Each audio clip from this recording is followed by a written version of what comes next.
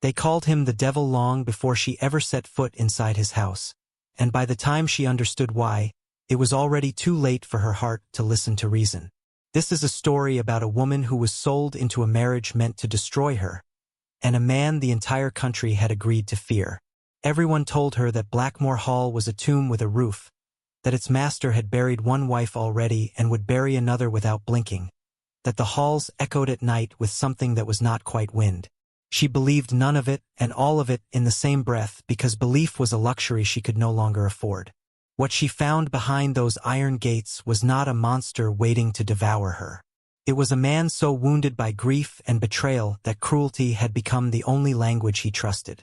And what she did not expect, what no proper lady was ever supposed to do, was to fall in love with him anyway.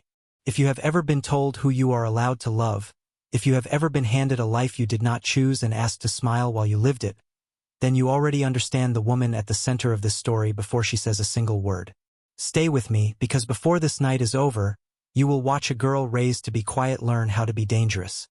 And you will watch a man everyone called a devil discover that the only thing more frightening than his reputation was the possibility of being loved despite it. Her name was Genevieve Ashworth, and on the morning her entire life changed, she was arranging dying roses in a vase because her family could no longer afford fresh ones. The estate around her creaked with the particular silence of genteel poverty, the kind that dressed itself in old lace and pretended not to notice the drafts. She was 22 years old, unmarried by the standards of a society that considered any woman past 20 a cautionary tale, and she had spent the last 3 years watching her father's debts multiply like something alive and hungry. She did not yet know that her fate had already been decided in a room she was not invited into, by men who valued her future about as much as they valued the roses she was arranging. She did not know that somewhere in the north, in a house wrapped in fog and rumor, a man was being told the same thing about his own life, and receiving the news with far less grace than she would.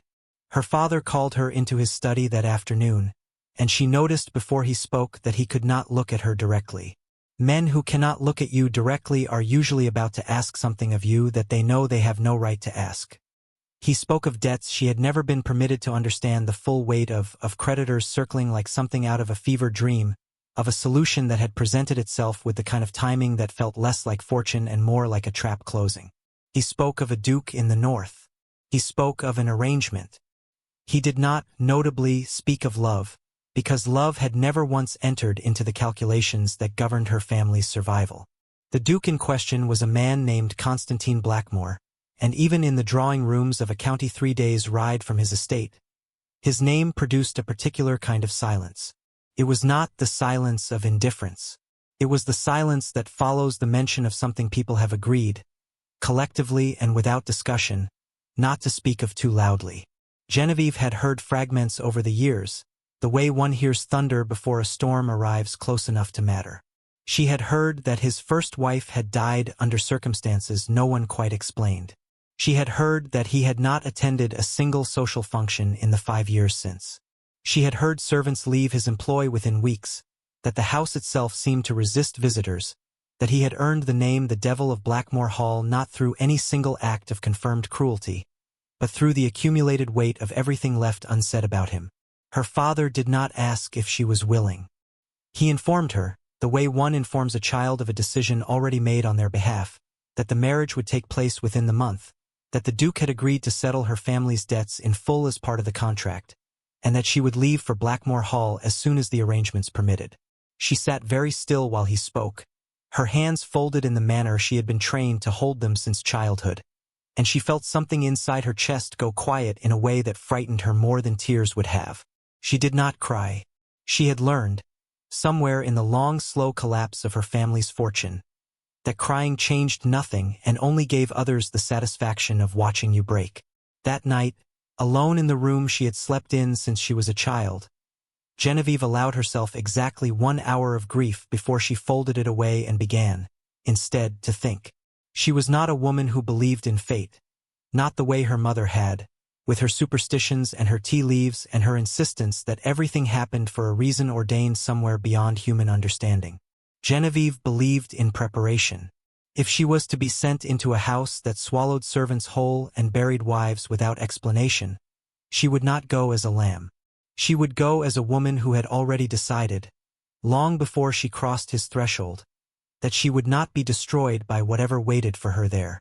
She did not yet know his name meant something different behind closed doors than it did in the mouths of gossiping strangers. She did not know that the man being discussed in her father's study, 3 days south of Blackmore Hall, was at that very hour standing in his own study, staring at a letter confirming the same arrangement, feeling something that might have been relief and might have been despair, and unable, even to himself, to tell the two apart anymore. Constantine Blackmore had not chosen this marriage any more than Genevieve had. His reasons were different, but the trap was the same shape. He needed an heir. The dukedom required one, the estate's future required one, and every relative circling his title like carrion birds required one. Because the moment it became clear he intended to die without a son, they would descend on Blackmore Hall with lawyers and smiles and the particular hunger of people who have been waiting a long time for something they believe belongs to them. He had resisted for 5 years. He had told himself that grief was a private matter and that no contract, however necessary, could be worth reopening a wound he had only barely learned to live beside. But necessity, in the end, cares nothing for what a man has learned to live beside. He had chosen Genevieve Ashworth from among the names presented to him not because of her beauty, though he had been told she possessed it, and not because of her family's standing, which was modest at best. He had chosen her because her situation was desperate enough that she would have no choice but to accept, and because desperate people, he had reasoned with the cold logic that had governed every decision he'd made since his wife's death. Do not ask difficult questions. He wanted a wife who would perform the duties required of her and otherwise leave him in peace. He wanted, if he was honest with the parts of himself he rarely examined anymore, someone who would not try to know him because being known had cost him everything once already, and he did not intend to pay that price a second time. He could not have known, staring at that letter in the dim light of his study, that the woman his lawyers had selected for her convenient desperation was, in fact, the single most inconvenient choice he could have made for a man determined to remain unknowable. He could not have known that Genevieve Ashworth's quiet was not the quiet of a broken woman waiting to be told what to do, but the quiet of a woman who had simply learned, out of necessity, when to speak and when to watch. And watching, as he would come to learn far too late for his own comfort, was the one thing Genevieve Ashworth did better than almost anyone alive. The stories about Constantine Blackmore had begun, as most stories of that kind do, with a kernel of truth so small it would have fit inside a single sentence, and had grown over 5 years into something closer to legend. The truth was simple and tragic. His wife, a woman named Isabel, had died in the west wing of Blackmore Hall on a winter night, and the physician who examined her could not say with certainty whether the fall that killed her had been an accident, a suicide, or something else entirely. Constantine had been in the house that night. He had been, by his own admission to no one, in the very corridor outside the room where she died, close enough to have heard something and far enough that he had not reached her in time. The staff had heard raised voices earlier that evening. They had not heard what was said. And in the vacuum left by that unanswered question, an entire county had built a monster out of speculation, because speculation is so much easier to live with than uncertainty. He had never defended himself. This, more than anything else, was what had allowed the rumors to calcify into something resembling fact. A man who says nothing, who attends no functions, who dismisses every servant who dares to look at him with pity or suspicion, is a man who appears to be hiding something, whether or not he actually is. Constantine had reasoned, in the numb months after Isabel's death, that his grief was no one's business and that any attempt to explain himself would only confirm to a hungry public that there was something worth explaining. He had retreated into Blackmore Hall the way an animal retreats into a den after being wounded, and he had stayed there year after year until the retreat itself became the story people told about him. The Devil of Blackmore Hall did not need to have done anything monstrous. He simply needed to have vanished from view long enough for other people's imaginations to fill the silence with monstrosity. What almost no one knew, what Constantine had never spoken aloud to a living soul, was that Isabel had not been the wife the world imagined either. Their marriage had been arranged with the same cold practicality as the one now being drawn up for Genevieve, and it had curdled over its 3 short years into something bitter and desperate on both sides. Isabel had not loved him. She had told him so more than once in the weeks before her death, along with other things he had never repeated to anyone and did not intend to. He had not pushed her. He had not touched her at all that night. But he had said something to her in anger, something he had turned over in his mind 10,000 times since, wondering if different words might have kept her upright on that landing instead of falling. Guilt, he had learned, does not require guilt of the crime it punishes you for. It only requires proximity and the unbearable knowledge that you cannot prove, even to yourself, exactly what happened in the seconds before a life ended. Genevieve knew none of this when the carriage carrying her north crossed the boundary onto Blackmore land for the first time. She knew only what any reasonable woman would have gathered from years of half-whispered gossip, which was that she was marrying a man capable, in the minds of everyone who knew his name, of almost anything. She had packed her belongings into 2 trunks that held the entirety of what remained of her old life, and she had said goodbye to her mother with a composure that cost her more than either of them would admit. Her mother had wept. Genevieve had not until the carriage was far enough down the road that no one could see her face, and even then, she allowed herself only a handful of silent tears before she straightened her spine and reminded herself, the way she had reminded herself every day since her father's announcement, that she was not going north to be a victim. She was going north to survive, and if survival required her to become someone colder and sharper than the girl who had left her father's house, then she would become that person, whatever it cost. The journey took 3 days, and with each mile the countryside grew wilder and less forgiving, the neat hedgerows of the south giving way to open moor and gray stone and skies that seemed to sit lower on the land than skies had any right to. She watched it change through the carriage window with the particular attention of a woman memorizing terrain she suspected she would need to navigate carefully. She noted which villages they passed and how far they sat from the estate. She noted the way the local people, when the carriage stopped to change horses, grew quiet at the mention of where she was bound, the way their eyes flicked toward her with something that looked uncomfortably like pity. An old woman at the last posting in before Blackmore land had gripped her wrist as she passed and said, in a voice too low for the driver to hear, that she should turn back while she still could, that no lady who valued her life should walk willingly into that house. Genevieve had thanked her for her concern and continued on, because turning back was never actually a choice available to her, and because some stubborn, unbending part of her had already decided that she would rather face a known devil than return to a life defined entirely by other people's decisions about her worth. The gates of Blackmore Hall, when they finally came into view through the fog that seemed to cling permanently to that particular stretch of road, were exactly as forbidding as the stories had promised. Wrought iron twisted into shapes that might have been meant as decoration once, before time and neglect turned them into something closer to warning signs. The house itself rose beyond them like something grown rather than built, dark stone against a darker sky, its windows mostly unlit despite the hour, as though the building itself had decided that light was an indulgence it no longer had use for. Genevieve felt her pulse quicken as the carriage passed through the gates, and she pressed her hand flat against her skirts to steady it, refusing to let even her own body betray the fear she would not allow her face to show. She had promised herself, somewhere in the long, silent hours of that journey, that whatever waited for her inside those walls, she would meet it standing upright. She did not yet know how quickly that promise would be tested, nor did she know that the man she was about to meet had spent the morning of her arrival standing at his own window, watching the road with an expression no one in that house had seen him wear in 5 long years. It was not quite hope. Constantine would not have permitted himself hope, not after everything hope had cost him before.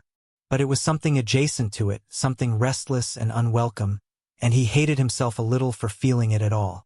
The housekeeper who greeted her at the door was a thin, severe woman named Mrs. Pratt, whose eyes performed a quick, assessing sweep of Genevieve from bonnet to boots before softening, almost imperceptibly, into something like sympathy. Mrs. Pratt had served the Blackmore family for over 30 years, long enough to remember Constantine as a boy who laughed easily, long before grief had carved that laughter out of him. She led Genevieve through a hall lined with portraits of Blackmore ancestors, their painted eyes seeming to track her progress with the same suspicious curiosity as the living residents of the house, and she spoke in the clipped, efficient tones of a woman who had learned long ago that saying too much in that house invited consequences she preferred to avoid. Genevieve noticed things as she walked. She noticed that the house, for all its grandeur, wore its neglect openly. Dust settled in corners that should have been attended to, curtains drawn against daylight in rooms that had no obvious reason to be darkened. She noticed that the staff, few as they were, moved through the corridors with their eyes down and their steps quick, the particular gait of people who have learned to make themselves invisible. And she noticed, most of all, the silence. It was not merely the absence of sound. It was a silence that felt maintained, curated, as though the house itself had been trained, over years, to hold its breath. She met him for the first time in a room at the end of the eastern corridor, a study lined floor to ceiling with books that looked as though they had not been read in years, though she would later learn this was untrue, that Constantine read voraciously and simply preferred the appearance of neglect to the vulnerability of being seen caring about anything. He was standing with his back to the door when she entered, tall and dark-haired, dressed in black that seemed less a fashion choice than a permanent state of mourning, and when he turned to face her, she understood immediately why the stories about him had taken root so easily. His face was handsome in the way that carved stone is handsome, striking and cold and difficult to read. His eyes a gray that reminded her of the sky she had watched darken over the moor for 3 days straight. He looked at her the way a man looks at an unwelcome bill he knows he must pay regardless of the sum, and something in her chest tightened at the sheer indifference of that gaze. "So you are the woman my lawyers selected," he said, and his voice was low and even, entirely without warmth. "I confess I had not troubled myself to imagine what you might look like." It was not a cruel thing to say, precisely, but it was designed to wound in the way that indifference often wounds more effectively than open hostility. Genevieve felt the old instinct rise in her, the one that had been trained into her since childhood, to lower her eyes and murmur something appropriately deferential. She did not follow it. Instead she held his gaze, and she answered him in a voice as level as his own. "And I confess I had not troubled myself to imagine you would be quite so determined to prove every rumor about your manners correct within the first minute of my arrival," she said. "I had heard you were cold, Your Grace. I had not heard you were rude. It seems the gossip undersold you." For a moment, something flickered across his face that might, in a different man, have been the beginning of surprise. No one spoke to him that way. No one, in 5 years, had dared to answer his coldness with anything other than trembling deference or careful silence. Mrs. Pratt, standing in the doorway, made a small sound that might have been a suppressed laugh, quickly disguised as a cough. Constantine's eyes narrowed slightly, studying Genevieve with a new and unwelcome attention, as though she were a puzzle whose pieces did not fit the picture he had already decided upon. "You will find," he said finally, his voice dropping lower, "that I have very little patience for wit in this house." "Then it is fortunate," Genevieve replied, "that I did not come here seeking your patience. I came here because my family required it, and because I understood the terms before I arrived. I will honor the contract, Your Grace. I will be your wife in name and in duty. But I did not agree to be spoken to as though my presence here is an inconvenience you must simply endure, and I would ask that you extend me the same courtesy I intend to extend you, which is civility, if nothing warmer proves possible." The silence that followed stretched long enough that Mrs. Pratt shifted uncomfortably in the doorway, clearly unaccustomed to hearing anyone address the Duke in such terms and equally unaccustomed to seeing him fail to respond immediately with the icy dismissal that had become his signature. Constantine studied Genevieve for a long moment, and something in the set of his jaw suggested he was recalculating an assessment he had made too quickly. He had expected quiet. He had expected desperation to translate into obedience, the way it usually did. He had not expected a woman who would stand in his study, in a house that had reduced grown men to nervous silence, and calmly inform him that his rudeness would not be tolerated. "Very well," he said at last, and there was something almost like reluctant respect buried beneath the frost of his tone. "Civility, then. I imagine that is more than either of us expected to receive from this arrangement." It was not warm. It was not even close to warmth. But it was, Genevieve would realize later, the first crack in a wall that had been reinforced for 5 long years, and though neither of them recognized it in that moment, standing across the width of that shadowed study with the ghosts of the house pressing close around them, it was the beginning of everything that would follow. The wedding, when it came 3 days later, was a quiet affair conducted in the estate's private chapel with only Mrs. Pratt and 2 witnesses drawn from the household staff in attendance. There was no celebration afterward, no wedding breakfast, no gathering of well-wishers offering congratulations to a couple who had never pretended, even to themselves, that this was a match built on affection. Genevieve stood at the altar in a gown hastily altered from one of her mother's, and Constantine stood beside her in the same black he seemed to wear as armor, and when the vicar pronounced them husband and wife, neither of them reached for the other's hand until the ceremony required it. She felt the cool weight of his fingers against hers and searched his face for some flicker of feeling and found only the same careful blankness he had worn since she'd arrived. A blankness she was beginning to suspect was not the absence of feeling but its very careful containment. That night, he did not come to her chamber, and she lay awake for hours in the enormous unfamiliar bed listening to the house settle around her, the particular creaks and sighs of old timber, wondering whether his absence was a kindness or an insult and deciding, eventually, that she did not yet know him well enough to tell the difference. In the weeks that followed, a pattern established itself between them with the quiet inevitability of water finding its level. They took their meals together, mostly in silence, though Genevieve had begun, in small increments, to draw fragments of conversation out of him, a comment on the weather that occasionally became a comment on the state of the estate's tenant farms, a question about her family that occasionally became an actual exchange of information rather than the polite deflection she had expected. She was discovering, not incapable of conversation. He was simply profoundly out of practice, like a man relearning a language he had once spoken fluently and had spent years deliberately forgetting. She explored the house in the hours when he retreated to his study, which was most of them, and she began to form a map of Blackmore Hall in her mind that was as much about its silences as its rooms. There was a wing on the western side of the house that no one entered. The doors were not locked, precisely, but the staff avoided that corridor with a consistency too deliberate to be accidental, and when she asked Mrs. Pratt about it directly, the housekeeper's face closed like a shutter, and she said only that the west wing had not been used since the late Duchess's passing, and that His Grace preferred it remain undisturbed. Genevieve did not press further, not yet, but she filed the information away with the same careful attention she gave everything in that house, understanding instinctively that the west wing held the answer to a question she had not yet learned how to ask. She found herself, in those early weeks, developing an unwelcome curiosity about the man she had married, a curiosity that unsettled her because it complicated the plan she had arrived with.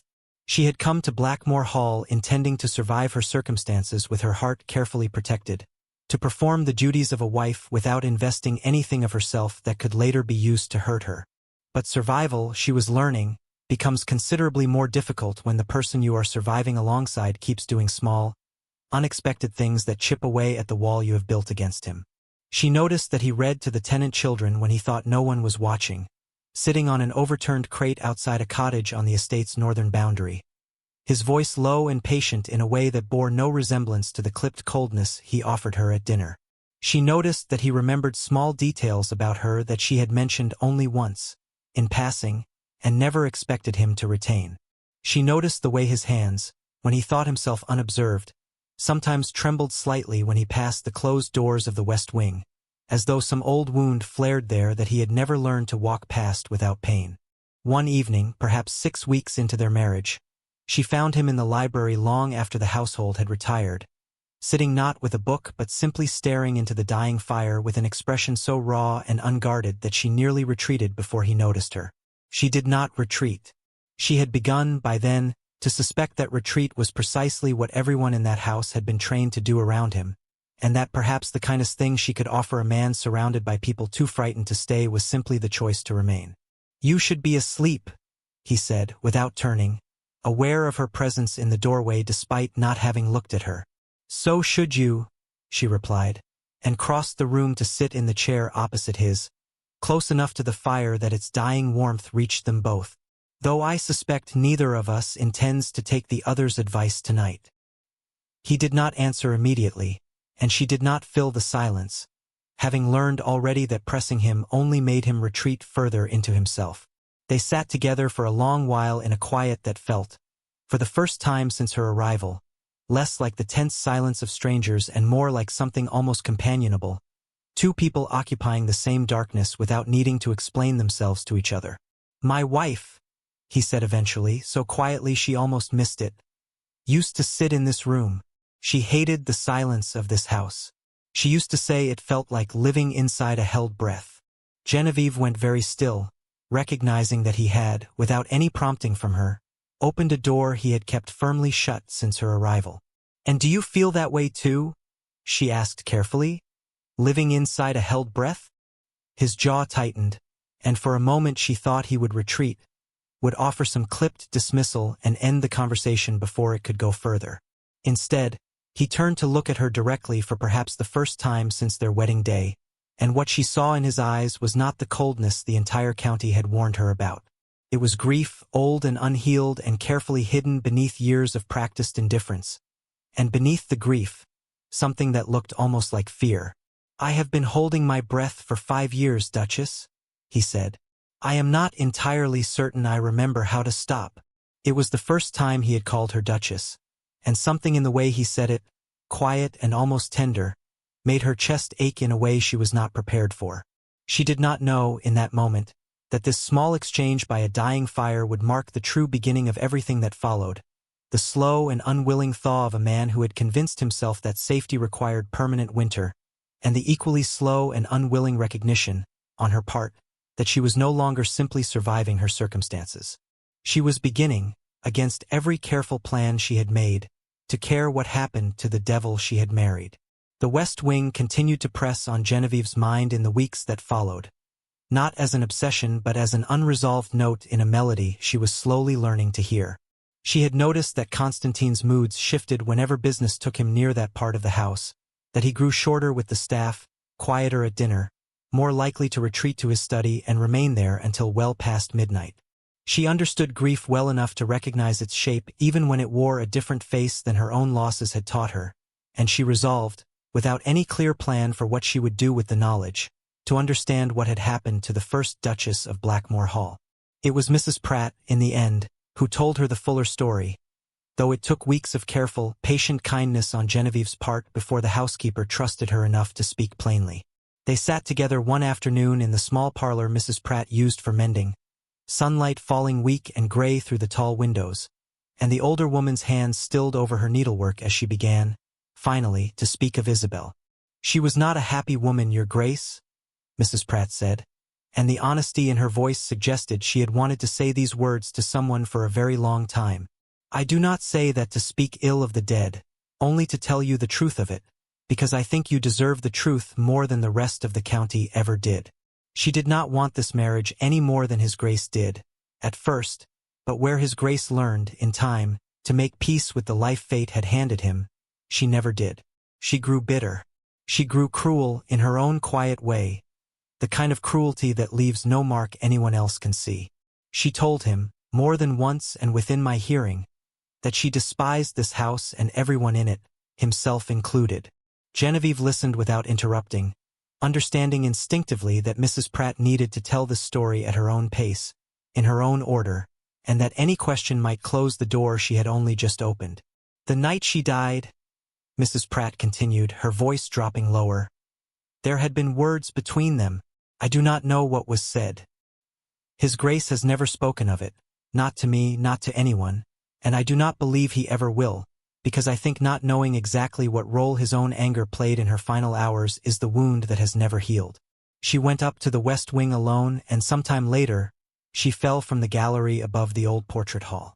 Whether she meant to fall, whether she simply lost her footing in the dark, whether something else entirely happened that night, no one can say with certainty, and that uncertainty, Your Grace, is what the county turned into a monstrous rumor. It is easier for people to believe a man capable of murder than to sit comfortably with a mystery that has no tidy answer. Genevieve felt something in her chest twist with a complicated ache, sympathy for the dead woman she would never know, and a deeper, more urgent sympathy for the man she had married, who had spent 5 years locked in a private hell of unanswerable guilt while the world outside painted him as a villain for a crime that might never have occurred at all. "He blames himself," she said quietly, "for words he cannot even be certain caused anything." "He blames himself for being human, Your Grace," Mrs. Pratt said, "for having been angry with a woman who made a difficult marriage nearly unbearable for both of them, and for not being able to prove, even to himself, that his anger played no part in what followed. Grief like that does not heal on its own. It simply waits for someone patient enough to sit beside it until the person carrying it remembers how to put it down. Genevieve carried that conversation with her for days afterward, turning it over in her mind during the quiet hours when Constantine retreated to his study and she was left to wander the house alone. She began to understand that the man she had married was not, as the rumors insisted, a devil who had disposed of an inconvenient wife. He was a man imprisoned by a question he could never fully answer, serving a sentence the entire world had agreed to impose on him without ever hearing his side of the story, because he had never offered one, and because grief, in his particular understanding of honor, was not something to be paraded before people who had already decided what they wished to believe. She found him one evening standing at the threshold of the West Wing itself, the first time she had ever seen him approach it directly rather than avoiding the corridor entirely, and she understood, watching him from a distance, that something in him had shifted since their conversation by the fire weeks before. He was not opening the door. He was simply standing before it, as though testing whether he had grown strong enough yet to face what lay beyond it, and finding, evidently, that he had not. She did not approach him that night. She sensed, with the particular understanding that had grown between them in small increments, that this was a battle he needed to fight in his own time, and that her presence, however well-intentioned, might only add the burden of an audience to a struggle already heavy enough. Instead she waited until he returned to the main part of the house, his face pale and his hands unsteady in a way he tried and failed to hide, and she said nothing about where he had been. She simply sat with him by the fire again, as she had begun to do most evenings, and let her presence say what she had not yet found the words to say aloud, that she was not afraid of his grief, and she was not going anywhere. Word of the new Duchess of Blackmore Hall traveled through county society faster than Genevieve had anticipated, and with it came the inevitable invitations, the curious visits, the thinly veiled requests to see for herself what manner of woman had agreed to marry a man the entire region had spent 5 years fearing. Constantine had told her plainly, in one of their increasingly frequent evening conversations, that she was under no obligation to accept any of it, that he had long since stopped caring what society thought of him and would understand entirely if she chose to do the same. But Genevieve had not married into this family to hide from it, and she had begun to suspect that the isolation the rumors had forced upon Constantine was itself part of what kept the rumors alive. A man no one saw was a man anyone could imagine anything about. She decided, with the same deliberate resolve that had carried her through every difficult decision since her father's announcement, that she would accept the next invitation that arrived, and that she would bring her husband with her. The invitation, when it came, was to a ball hosted by Lady Ashcombe, a woman whose curiosity about Blackmore Hall's new mistress was matched only by her appetite for scandal, and whose gatherings were attended by precisely the sort of people who had spent 5 years constructing Constantine's reputation out of whispers and speculation. Genevieve informed her husband of her intention to attend over dinner, and watched him go very still, his fork pausing halfway to his mouth. "You wish me to accompany you into that particular den of vultures," he said, and there was an edge to his voice that was not quite anger but sat close enough to it that she understood how much the prospect frightened him. However, he tried to disguise it as irritation. "I wish you to stand beside your wife," she said simply, "and let them see that the man they have spent 5 years turning into a monster is, in fact, capable of sitting in a room and behaving like any other gentleman of your rank. I am not asking you to defend yourself to them, Constantine. I am asking you to stop letting their silence write the story of who you are." He did not answer immediately, and she recognized the particular quality of his silence, the internal argument he was having with the version of himself that had spent 5 years believing retreat was the only safety available to him. When he finally spoke, his voice was quieter, stripped of its earlier defensiveness. "And if I embarrass you," he said, "if my presence there confirms every terrible thing they already believe about me, then we will have learned that Lady Ashcombe's guests are exactly as small-minded as I already suspect them to be," Genevieve said. "And we will leave, and I will not have lost a single moment's sleep over their opinion of either of us. But I do not believe that is what will happen, Constantine. I believe that what will happen is that they will meet a man who reads to tenant children on overturned crates, who remembers small kindnesses long after they are offered, who has spent 5 years punishing himself for a grief that was never entirely his to carry alone. I believe they will meet the man I have come to know in this house, and I believe that man is nothing like the devil they have invented." The ball itself was, in the end, exactly as fraught as Constantine had feared, at least at first. The room fell into an uncomfortable hush when they arrived together, conversations dying mid-sentence, heads turning with the particular hunger of people who had waited years for precisely this spectacle. Genevieve felt her husband's arm tense beneath her hand, and she pressed her fingers gently against his sleeve, a small and steadying pressure that said, without words, that she was not going anywhere. She had prepared for this moment the way she prepared for everything, with careful attention to detail, and she moved through the room at his side with a composure that gave the assembled guests nothing to seize upon, greeting Lady Ashcombe with warm and unhurried civility, drawing Constantine into conversations before anyone else had the chance to construct an awkward silence around him, and answering, with calm and unbothered directness, the inevitable prying questions about life at Blackmore Hall. "And do you not find it terribly isolated up there, Your Grace?" one matron asked, with the particular false sweetness reserved for questions designed to wound. "So far from society, in that great cold house, with only His Grace's moods for company? I find it considerably less isolated than a room full of people too frightened of gossip to form their own opinions," Genevieve replied pleasantly, and watched the woman's smile falter. "My husband's moods, as you call them, have proven far more interesting company than most conversations I have had this evening, and I would encourage anyone genuinely curious about life at Blackmore Hall to visit and see for themselves, rather than relying on 5 years of second-hand speculation." By the end of the evening, something had shifted in the room's collective posture toward Constantine. Not warmth exactly, not yet, but a grudging recalculation, the beginning of a recognition that the monster they had built out of silence and rumor did not match the quiet, watchful man standing beside his wife, answering questions with careful courtesy, occasionally offering a dry observation that surprised a laugh out of guests who had arrived expecting menace. Genevieve watched him navigate the evening with something that felt dangerously close to pride, and when they finally climbed into the carriage to return home, she saw, in the dim lantern light, that his shoulders had unwound from the rigid tension they had carried since the invitation first arrived. "You did not embarrass me," she said quietly, before he could ask. "No," he agreed, and there was something almost like wonder in his voice, as though the outcome had genuinely surprised him. "I do not believe I did." He was quiet for a long moment, watching the dark countryside slide past the carriage window, and then he added, so softly she almost missed it over the rattle of the wheels. "I do not believe I have felt this close to myself in 5 years, Genevieve. I am not entirely certain what to do with the feeling." "You do not have to know what to do with it tonight," she said, reaching across the small space between them to take his hand, and he did not pull away, his fingers curling around hers with a hesitance that felt, to her, like the most honest thing he had done since she had arrived at Blackmore Hall. "You simply have to let yourself feel it, and trust that I am not going anywhere while you learn how." The peace they had found, fragile as new ice over a deep pond, could not last uninterrupted, because the story of Constantine and Genevieve Blackmore was never simply about two wounded people learning to trust each other.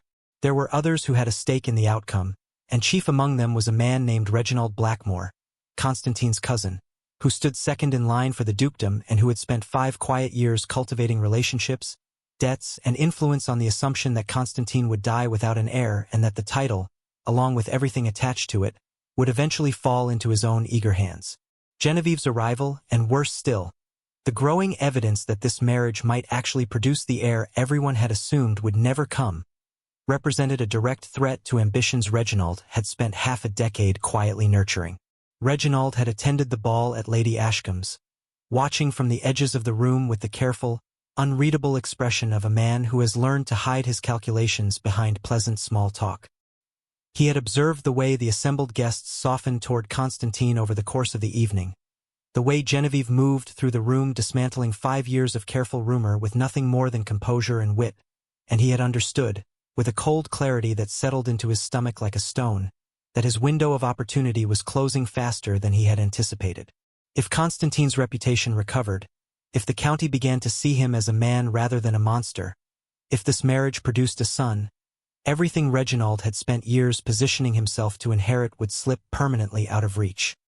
He began, in the weeks that followed the ball, a quiet campaign of his own, one considerably more dangerous than mere gossip because it was conducted with the patience and precision of a man who understood that destroying a reputation required subtlety, not force. He renewed old rumors with carefully placed suggestions to acquaintances who trusted his judgment, hinting that he had heard troubling things from staff who had once served at Blackmore Hall, that Constantine's temper had grown worse rather than better, that the new Duchess seemed remarkably eager to defend a man whose innocence, surely, should not have required such vigorous defense if it were as clear-cut as she insisted. He was careful never to accuse directly. Direct accusation could be traced back to him, could be answered, could be disproven. Insinuation, delivered with an air of reluctant concern, was far harder to counter, because it asked no question anyone could definitively answer and instead simply planted doubt in soil that had, until recently, begun to grow something healthier. Genevieve noticed the shift before Constantine did, because she had spent her entire life reading the subtle temperature changes in rooms full of people deciding, silently, what they believed about her. She noticed that invitations that had begun to arrive with genuine warmth after the ball grew suddenly cooler again, that conversations at the modest social gatherings they now occasionally attended carried an undercurrent of renewed suspicion that had not been present weeks before. She traced the pattern back through careful and patient inquiry to Reginald Blackmore, and she understood immediately what was at stake, not merely her husband's reputation, which had only just begun to heal, but potentially his safety, if a man desperate enough for a title was willing to poison a county's opinion so deliberately. She did not tell Constantine immediately, not because she intended to keep secrets from him, but because she wanted to understand the full shape of the threat before bringing it to a man whose relationship with his own family's history was already so fraught with grief and guilt. She began asking careful questions of Mrs. Pratt, of the estate's steward, of the few tenants she had come to know during her visits to the northern cottages, piecing together a portrait of Reginald's finances that told a story considerably more damning than mere ambition. He was, she learned, deeply in debt himself, his own modest estate mortgaged well beyond its worth, his creditors growing impatient in a manner that suggested he needed the Blackmore title and its accompanying wealth considerably sooner than a natural, patient waiting game would provide. A man that desperate, she understood with a chill that settled deep in her chest, might not be content to wait for nature to take its course. He might be tempted to hurry it along. She brought her findings to Constantine on an evening when the fire in the library burned low and steady, and she watched his face harden as she laid out, point by careful point, the pattern she had uncovered. He did not interrupt her. He listened with the particular stillness she had come to recognize as the way he processed threats that touched on old wounds, and when she finished, he was silent for a long moment before speaking. "Reginald has always resented what he considered an accident of birth," he said quietly. "That I was born to the elder brother and he to the younger, that the title fell to me rather than him, purely by the arrangement of who arrived first into which cradle. I did not think he would act on that resentment. I did not think he would need to, given how thoroughly I had already destroyed my own reputation without his assistance." "You did not destroy anything," Genevieve said firmly. "You retreated from a grief that no one helped you carry, and the world built a monster out of your silence because silence is easier to fear than the truth. Reginald has simply learned to use that same fear as a weapon, and he will keep using it, more aggressively now that he understands what he stands to lose if we continue to repair what he has spent years trying to keep broken." Constantine's jaw tightened, and she saw, in the firelight, the particular expression of a man realizing that the safety he had built through isolation had never actually protected him at all, that it had only made him more vulnerable to precisely the kind of quiet, patient attack now being waged against him. "Then what would you have us do?" he asked, and there was no defensiveness left in his voice, only the honest uncertainty of a man asking for help he had spent 5 years too proud or too wounded to seek. "We stop hiding," Genevieve said simply. "We stop letting Reginald control the story by default, the way silence lets the entire county control it for 5 years. We tell the truth about what happened to Isabel carefully and on our own terms, before he can twist the mystery into something far more damning than the sad, human tragedy it actually was. And we make certain that everyone who matters understands precisely who is spreading these renewed rumors, and precisely why he has reason to want you destroyed." It was, Constantine would reflect later, the first time in 5 years that someone had looked at the wreckage of his reputation and seen not a problem to be endured in silence, but a battle that could actually be won, if only he was willing to stop fighting it alone. The plan Genevieve proposed required a delicacy that unsettled Constantine more than any confrontation he had faced in years, because it required him to do the one thing he had spent 5 years avoiding at all costs, which was to speak openly about Isabel's death rather than hiding behind a silence that had once felt like protection and now felt increasingly like the very weapon Reginald was using against him. Genevieve did not suggest he confess to anything, because there was nothing to confess, only a tragedy compounded by an argument he could not undo and a fall no one had witnessed clearly enough to explain. What she suggested instead was that he finally tell the truth, plainly and without shame, to the small circle of people whose opinions carried the most weight in county society, before Reginald could finish poisoning the well with insinuation. They began with Lady Ashcombe herself, whose curiosity had proven, over the weeks since her ball, to be genuine rather than merely predatory, and whose good opinion, once earned, tended to carry considerable influence among her peers. Constantine sat in her drawing room on a gray afternoon in early autumn, Genevieve's hand resting steady in his, and told the story he had never told anyone outside his own household, not to excuse himself, but simply to let the truth exist in the world instead of the vacuum he had left for 5 years for other people's imaginations to fill.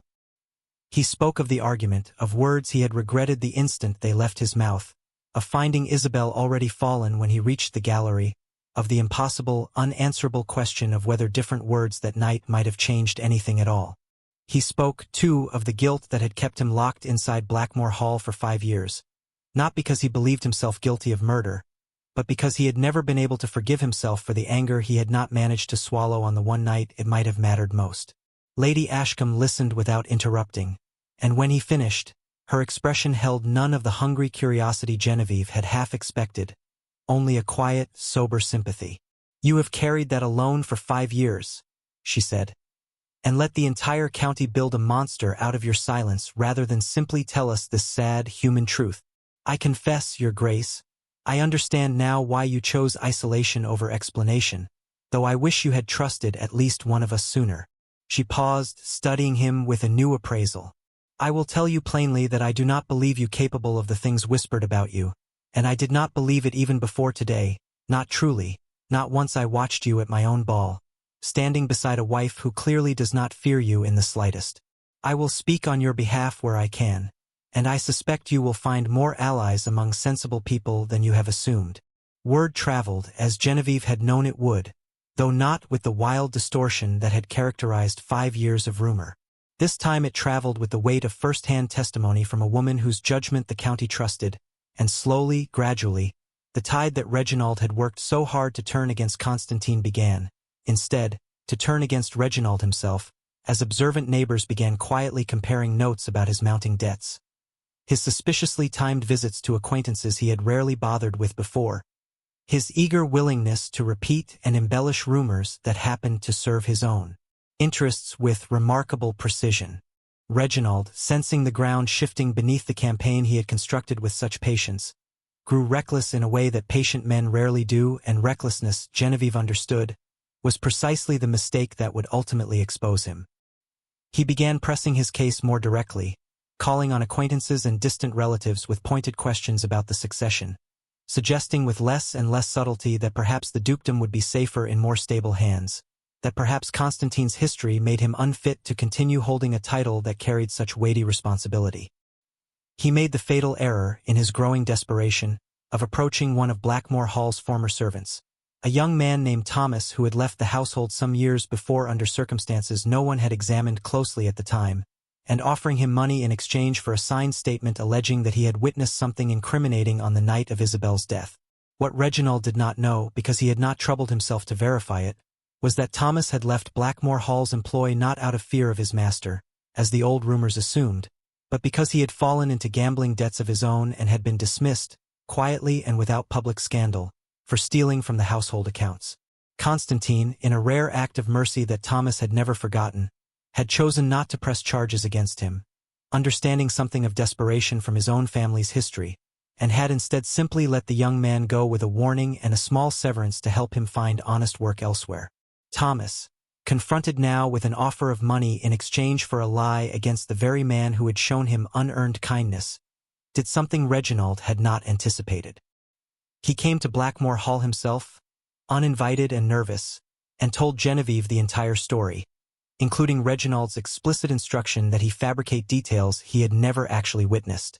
Genevieve received this confession with the same careful composure she had brought to every crisis since her arrival at Blackmore Hall, though inside, she felt something fierce and protective ignite, a recognition that Reginald had finally overreached in a way that could be proven rather than merely suspected. She thanked Thomas for his honesty, assured him that his own past mistakes would not be held against him for coming forward now, and asked him whether he would be willing to repeat his account before witnesses whose testimony would carry weight, should it come to that. Thomas, visibly relieved to unburden himself of a guilt that had clearly been weighing on him, agreed without hesitation. When Genevieve brought this development to Constantine that evening, she watched something shift in his expression that she had not seen before. Not the old grief, not the careful blankness he had worn for so long, but something that looked, unmistakably, like the beginning of righteous anger, the anger of a man who had spent 5 years accepting undeserved blame and had finally been handed proof that at least one part of the campaign against him had been manufactured deliberately, by a relative motivated by nothing nobler than greed. "He tried to buy false testimony against me," Constantine said slowly, as though testing the shape of the realization in his own mouth. "Not merely rumor and insinuation, but an outright fabrication, paid for in coin." "He did," Genevieve confirmed, "and he made the mistake of assuming that a man he had wronged once would remain silent about being wronged a second time. Thomas is willing to testify, Constantine. We have him. We finally have proof, not merely of your innocence in Isabel's death, which was never truly in doubt to anyone willing to think clearly, but of Reginald's deliberate campaign to manufacture your guilt for his own gain. This is the moment. This is where we stop merely defending your reputation and start exposing the man who has spent years attacking it." They arranged, over the following days, to bring the matter before the small assembly of local magistrates and gentry, who held informal but very real authority over questions of family honor in that county. Understanding that Reginald's scheme needed to be dismantled publicly enough that no whisper of doubt could survive it, but carefully enough that the process itself did not become another spectacle for gossip to feed upon. Constantine, who had spent 5 years avoiding exactly this kind of public reckoning, found himself, with Genevieve steady at his side, walking into a room full of the very people whose judgment he had fled for half a decade, and speaking with a clarity and calm he had not known himself capable of since before Isabel's death. Reginald arrived at that gathering with the confident bearing of a man who did not yet understand that his own weapon had been turned against him. He had expected, Genevieve suspected, to arrive and find Constantine still cornered by rumor, still isolated and unable to defend himself, the same broken man who had retreated from society for 5 long years. What he found instead was a duke who stood and spoke plainly of his wife's death, who acknowledged his own grief and his own regret without flinching from either, and who then, with the same composed clarity, laid out the evidence of Reginald's attempt to purchase false testimony from a former servant with a documented history of financial desperation. Thomas testified when called, his voice unsteady but his account consistent and detailed, describing precisely how Reginald had approached him with an offer of money in exchange for a fabricated statement, and precisely what false details Reginald had suggested he include. The room's mood shifted visibly as he spoke, the same collective hunger for scandal that had once fed Constantine's ruin now turning, with the same appetite, toward the man who had engineered it. Reginald's composure cracked as the testimony continued, his protests growing increasingly strained and unconvincing, and by the time the gathering concluded, it was clear to everyone present that the true villain of Blackmore Hall's 5-year tragedy had never been its grieving duke at all, but the cousin who had spent that entire time quietly, patiently working to profit from a grief he had done nothing to cause and everything to exploit. Reginald did not simply retreat gracefully once his scheme was exposed. Men cornered by the collapse of their own ambitions rarely do, and in the days following the gathering, as his social standing crumbled and his creditors, sensing the shift in his fortunes, began circling more aggressively than ever, he grew desperate in a manner considerably more dangerous than his earlier patient scheming had been. He arrived at Blackmore Hall itself late one evening, unannounced and clearly agitated, having consumed enough drink to loosen whatever restraint had kept his desperation contained until now, and demanded to see Constantine directly, brushing past the startled footman who attempted to announce him properly. Genevieve was in the library with Constantine when Reginald burst in. His face flushed with drink and fury, and she felt her husband go rigid beside her, the old careful stillness returning to his posture, though she noted, with something like pride, that it no longer looked like the defensive crouch of a man expecting to be wounded. It looked, instead, like a man bracing to protect what mattered to him. "You have ruined me," Reginald said, his voice thick and unsteady. "Over a title that should rightfully have been mine from the start, over an accident of birth that put you in that cradle instead of me. And now you parade this woman about the county turning everyone against me, undoing everything I have worked toward for years. You attempted to purchase false testimony accusing me of murder," Constantine said, his voice steady despite the visible tension in his frame, "in order to seize a title and an estate that were never yours to seize. I have not ruined you, Reginald. You ruined yourself quite thoroughly, the moment you decided that my grief was an opportunity rather than a tragedy." Reginald's hand moved toward the pocket of his coat, and Genevieve saw, with a jolt of cold fear, the glint of a small pistol before Constantine did, and she moved without thinking, placing herself between the two men with a speed that left no room for anyone to stop her. "Reginald," she said, her voice remarkably steady given the fear pounding through her chest. "Whatever you believe you will accomplish tonight, consider carefully that a magistrate's inquiry into fabricated testimony is a matter that can, in time, be survived. An act of violence committed before witnesses, in a duke's own home, cannot be undone by any amount of clever scheming afterward. You have already lost the title. Do not throw away whatever remains of your future along with it." For a long, terrible moment, no one in the room moved, the fire crackling in the grate the only sound as Reginald's hand hovered near his pocket and Constantine's jaw tightened with the particular fury of a man watching someone threaten the one person who had finally, patiently, taught him how to stop holding his breath.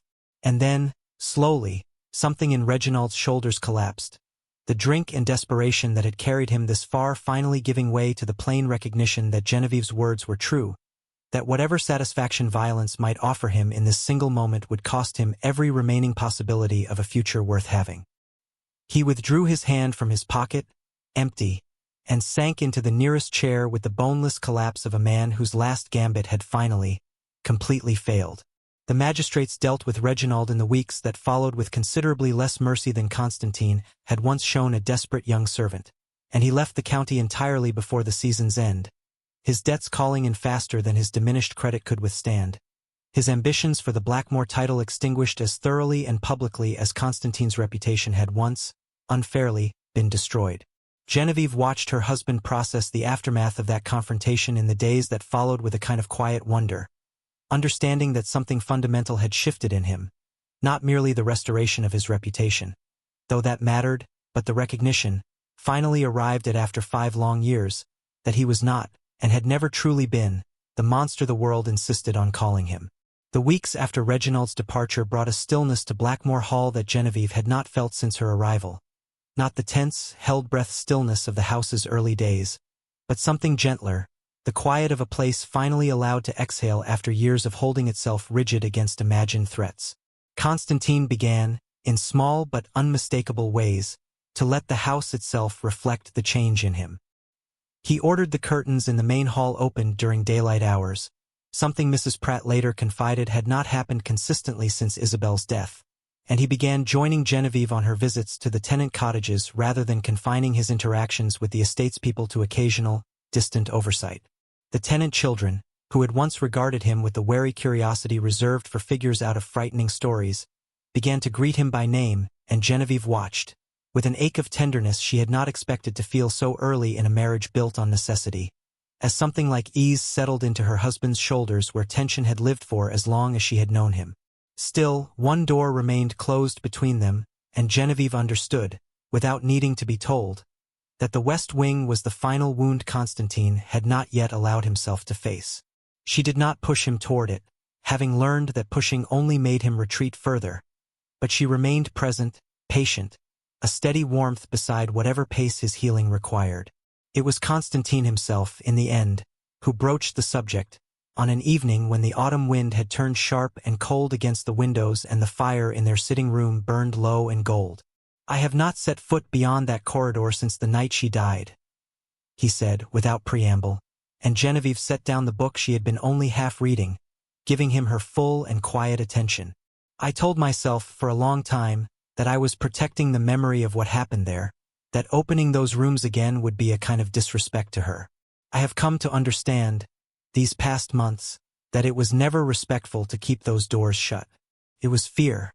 Fear of what I might feel, standing in the place where everything went wrong, and fear, if I am honest, that facing it directly might finally force me to answer the question I have spent 5 years avoiding.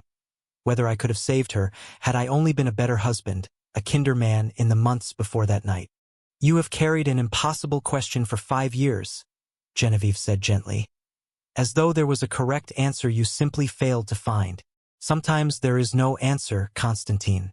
Sometimes a tragedy is simply a tragedy, shaped by circumstances no single person controlled entirely, and the only way through it is not to solve it, but to grieve it honestly and then, eventually, allow yourself to live beside the grief rather than beneath it. He was quiet for a long moment, staring into the fire with an expression she had come to recognize as the particular stillness of a man working up the courage to do something he had avoided for a very long time. "Will you come with me?" he asked finally, his voice barely above a whisper. "If I open those doors tomorrow, I do not think I can face it alone, and I do not wish to any longer. I will be right beside you," she said, and meant it with her whole heart, understanding that this small request marked a turning point more significant than any confrontation with Reginald, any triumph at Lady Ashcombe's ball. This was Constantine choosing, deliberately and for the first time in 5 years, to let someone stand beside him in his grief rather than facing it in isolation, and she felt, in that moment, the full weight of how far they had traveled together since the cold, indifferent stranger who had greeted her in his study on the day of her arrival. They walked the West Wing corridor together the following morning, the pale autumn light filtering weakly through windows that had not been unshuttered in years, dust rising in slow, drifting motes as Constantine pushed open the doors he had avoided for half a decade. The rooms beyond held the particular sadness of spaces frozen in time, Isabel's belongings still arranged as though she might return for them, a shawl draped over a chair, a book left open on a table, and Genevieve watched her husband move through the space with careful, deliberate steps, his hand tightening in hers at moments when the weight of memory clearly threatened to overwhelm him. They reached the gallery above the old portrait hall, the place where Isabel had fallen, and Constantine stopped at its edge, his breathing unsteady, staring down at the floor below with an expression that held 5 years of unresolved grief compressed into a single, silent moment. Genevieve did not speak. She simply stood beside him, her hands steady in his, letting him take whatever time he needed to finally, fully feel what he had spent so long refusing to face. "I am sorry," he said quietly, to a woman who could no longer hear him, to a marriage that had never found its footing, to a version of himself that had failed to say the gentler words that might have changed nothing, or might have changed everything, no one would ever know. "I am sorry I could not save you, whatever that would have required. I am sorry we could not find our way to something kinder, in the time we had." Genevieve felt tears sting her own eyes, not from jealousy or discomfort at witnessing her husband's grief for another woman, but from the profound tenderness of watching a man finally lay down a burden he had carried alone for far too long. When he turned to her, his own eyes wet, she reached up and gently wiped a tear from his cheek, and he leaned into her touch with a vulnerability she had never seen him permit himself before. "Thank you," he whispered, "for standing here with me. I do not think I could have done this alone, not even after everything else we have survived together." "You will never have to face anything alone again," Genevieve said. "Not while I have breath in my body to stand beside you." And in that quiet, sorrowful, healing moment, surrounded by the ghosts of a grief finally spoken aloud, something settled between them that neither had dared name yet, though both, standing together in that fragile light, felt its unmistakable shape. Winter settled over Blackmore Hall in the months that followed, and with it came a warmth between Constantine and Genevieve that had nothing to do with the season and everything to do with the slow, patient dismantling of every wall either of them had built to survive a marriage neither had chosen for love. Genevieve found herself, in quiet, unguarded moments, studying her husband's face across the dinner table and feeling something bloom in her chest that she had spent months carefully refusing to name, because naming it felt dangerous, felt like handing over a piece of herself she was not certain she would ever get back if this fragile peace between them ever cracked. Constantine, for his part, had begun to seek her out in ways that had nothing to do with duty or necessity, appearing in the library not because he needed to discuss estate matters but simply because he wished to sit near her while she read, offering small observations about her day that revealed he had been paying far closer attention to her than she had realized, remembering not just the significant conversations but the small ones too, the passing comment about a favorite flower, a half-joking wish for a particular book, a mentioned longing for the sound of the sea, which she had grown up near and missed more than she often admitted even to herself. It was this last detail that led to the afternoon that changed everything between them, though neither had planned it that way. Constantine arranged, without telling her his reasons, a journey to the coast some 2 days' ride from Blackmore Hall, informing her only that he wished to show her something and asking, with a shy uncertainty that still surprised her whenever it surfaced in a man the world had once called a devil, whether she would accompany him. She agreed without hesitation, and they traveled together in a carriage considerably warmer with conversation and easy laughter than the silent journey that had first brought her north to marry a stranger. They stood together on a windswept cliff overlooking gray winter water, the same restless sea she had grown up beside and had not realized, until that moment, how deeply she had missed, and Constantine watched her face as she took in the view with an expression of such open, unguarded joy that something in his own chest ached with a feeling he had spent 5 years convinced he would never permit himself to feel again.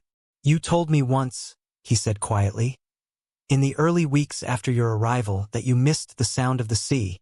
I do not know why that small detail lodged itself so firmly in my memory, except that I think I had already begun to notice everything about you far more closely than I intended to." Genevieve turned to face him, the wind pulling loose strands of hair across her face, and felt her heart pounding with a hope she had tried, for months, to keep carefully contained. "Constantine," she said softly, "what are you trying to tell me?" He took her hands in his gray eyes holding hers with an intensity that held none of the cold indifference she had first encountered in his study, and none of the careful, guarded affection of the months since. What remained was something raw and entirely unguarded, a man finally allowing himself to want something after 5 years of believing wanting anything was a danger he could not survive again. "I married you because I needed an heir and you needed rescue from a desperate situation," he said.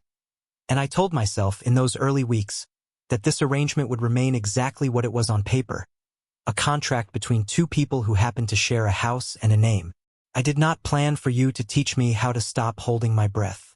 I did not plan for you to stand between me and a man with a pistol, or to sit beside me in the one room in this world I was most afraid to enter, or to somehow, in the space of a single season, become the person whose good opinion matters to me more than anyone else's ever has. I did not plan to fall in love with my own wife, Genevieve, but I have entirely and without reservation, and I find I no longer wish to hide it from you, whatever the risk of saying it aloud." Genevieve felt tears rising, hot and sudden, and she did not try to hold them back this time, because there was no longer any careful composure worth maintaining in this moment, only the overwhelming relief of hearing a truth she had not dared hope he felt, spoken plainly into the wind between them. "I was raised," she said, her voice unsteady with emotion, "to believe that no proper lady falls in love with a man like you, a man the whole world warned her to fear, a man wrapped in grief and rumor and a house full of shadows. I came to Blackmore Hall determined to survive you, Constantine, not to love you. And yet here I am, standing on this cliff, more certain of anything I have ever felt in my life, that I love you entirely, that I have loved you for longer than I have allowed myself to admit, and that I do not care, not even slightly, what any proper lady is supposed to feel." He kissed her then, on that windswept cliff above the restless winter sea, and it was nothing like the cold, distant courtesy that had marked the earliest days of their marriage. It was warm and certain and entirely unguarded, 2 people who had each spent years believing themselves unworthy of or unsuited for genuine love, finally allowing themselves to be known, fully and without armor, by someone who had chosen to stay through every difficult chapter of the story that had brought them here. They returned to Blackmore Hall as a couple utterly changed from the 2 strangers who had first stood together in that shadowed study, and word of the transformation spread through the county with a speed that mirrored the earlier gossip, though its shape now carried warmth rather than suspicion. Lady Ashcombe hosted another gathering that winter, And this time the Duke and Duchess of Blackmore Hall arrived not as objects of fearful curiosity but as guests genuinely welcomed, Constantine laughing openly at something Genevieve had murmured beside him, a sound so unfamiliar to those who remembered the silent, isolated man he had been that several guests exchanged quietly astonished glances at the change 5 years of solitude had never managed and one determined woman had accomplished. Within a single season, the estate itself seemed to breathe easier under their combined stewardship. Constantine, freed from the crushing weight of guilt and isolation that had governed his decisions for half a decade, began taking a more active hand in the management of Blackmore land, and his tenants, who had once regarded him with wary distance, found in him a landlord considerably more attentive and fair than the distant, brooding figure of local legend. Genevieve, meanwhile, established herself as a quietly formidable presence in her own right, overseeing improvements to the tenant cottages that had gone neglected during the years of Constantine's grief, organizing a small school for the estate's children that met in the very cottage where he had once read to them in secret, and gradually becoming known throughout the county not as the desperate girl who had been sold into a frightening marriage, but as a duchess whose intelligence and composure had, by all accounts, saved a good man from a fate he had never truly deserved. Spring arrived at Blackmore Hall with the particular vividness that follows a long, hard winter, and it brought with it the news that confirmed everything Constantine had once believed impossible for himself, that Genevieve was carrying their child. He received the news in the same library where they had shared so many quiet evenings, where he had first spoken of Isabel's ghost and slowly, painstakingly, learned to set that grief down, and he found himself, upon hearing it, overcome by an emotion so profound he could not immediately find words for it, only reaching for his wife's hands and holding them as though they anchored him to a happiness he still, occasionally, could not quite believe belonged to him. "I spent 5 years believing I did not deserve anything resembling a future," he said quietly, his voice thick with feeling. "Convinced that whatever happiness I had once hoped for had died along with Isabel, on that landing I could not bring myself to face. And now here you are, giving me not only a future I never believed I would have again, but a child, a family, a version of Blackmore Hall I did not think possible when you first arrived here as a stranger I had chosen for the coldest, most practical reasons imaginable.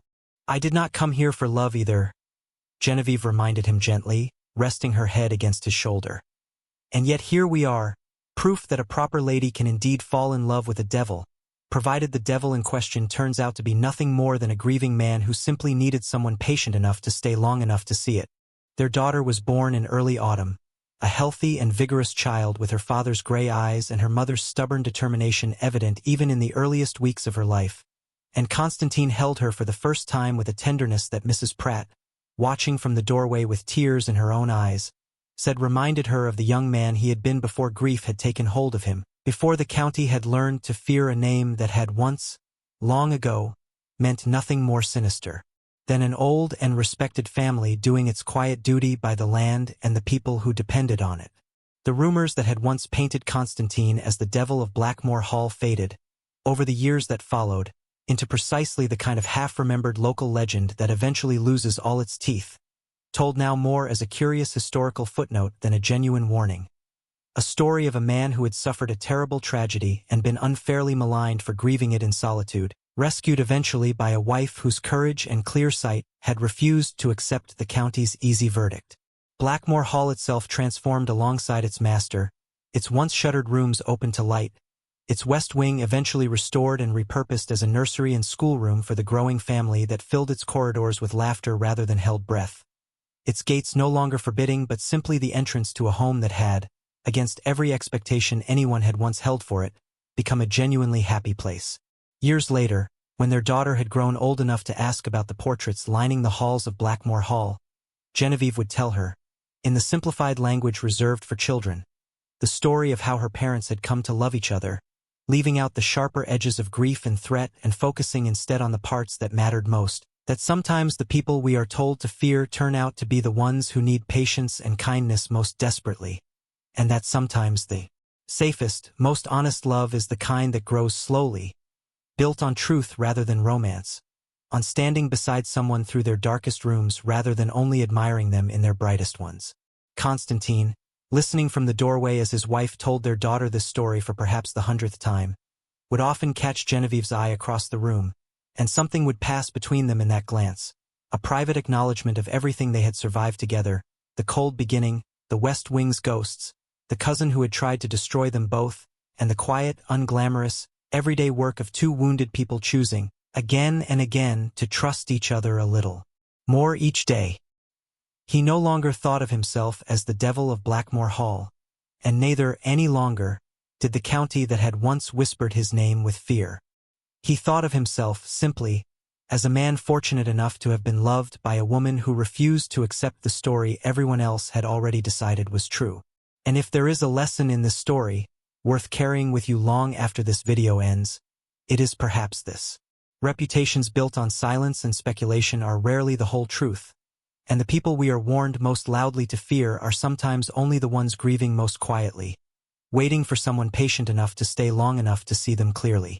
Genevieve Ashworth arrived at Blackmore Hall, a stranger sold into a marriage she never chose, prepared only to survive.